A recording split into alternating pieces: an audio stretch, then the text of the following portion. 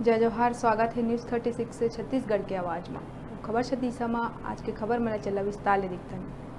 बलौदाबाजार के नगर भटगांव में गर्मी के दिन में होवत पानी के समस्या ल देखत हुए बस स्टैंड के बीचों बीच लगभग 8 लाख के लागत से वाटर एटीएम लगाए गए रहिस।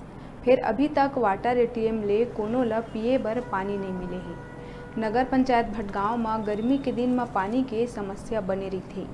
बोरिंग मन में पानी के स्तर नीचे चल देथे, जेकर से बोरिंग मन में पानी नहीं आवे और बस स्टैंड के दुकानदार समेत यात्री मन ला पिए के पानी ल लेके भारी समस्या होथे। यही समस्या ला देखत नगर के बस स्टैंड के बीचों बीच दमदमा के तीर में नगर पंचायत के द्वारा लगभग 8 लाख रुपया के लागत से वाटर एटीएम लगाए गए रहिस, जेकर से बस स्टैंड में यात्री मन ला पानी के समस्या झन होए।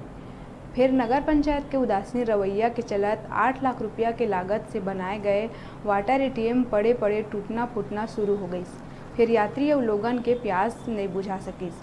बता दन के ये वाटर एटीएम ला ऐसे जगह में बना दिए गए जेकर ले गौरव पथ मार्ग और बस स्टैंड ले अवैया जवैया गाड़ी मोटर मन एती ले उती नहीं दिखाए, जेकर से आए दिन दुर्घटना होए के संभावना भी बने रही।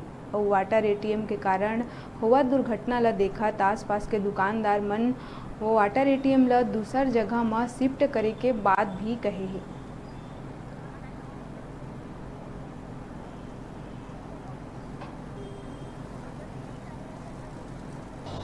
वाटर एटीएम स्थल चयन करने के लिए उस प्रकरण प्रस्तुत हुआ विचार उपरांत निर्णय लिया गया है कि वार्ड क्रमांक 2 में स्थापित वाटर एटीएम मेन रोड मोड़ पर होने के कारण आए दिन दुर्घटना होने की संभावना बने रहती है। इसलिए उक्त वाटर एटीएम को स्थानांतरित कर वार्ड क्रम 12 नया बस स्टेशन के पास स्थापित किया जावे। उक्त कार्य होने वाले व्यय को शासन से प्राप्त मरम्मत संचालन मद से व्यय किए जाने की सर्वसम्मति से निर्णय लिया गया है पीआईसी की बैठक में। सर कितने की लागत उसे लगा दिया है? ये मेरे ख्याल से 8 लाख का है ये। और क्या वजह रही होगी जिसका आज तक वो चालू नहीं हो पाई? नहीं, चालू तो है, वो बंद नहीं है, बीच में बंद हुआ हो उसके बारे में नॉलेज नहीं है मेरे को। सर वर्तमान में उसमें नलकी लगाने की सिर्फ करती पैसा डालने का ऑप्शन कुछ भी नहीं हुआ पर नहीं, नलकी लगा हुआ है उसमें। बेरा है छोटे से ब्रेक लेके अपन बने रहा न्यूज़ 36 से छत्तीसगढ़ के आवाज़ के संग।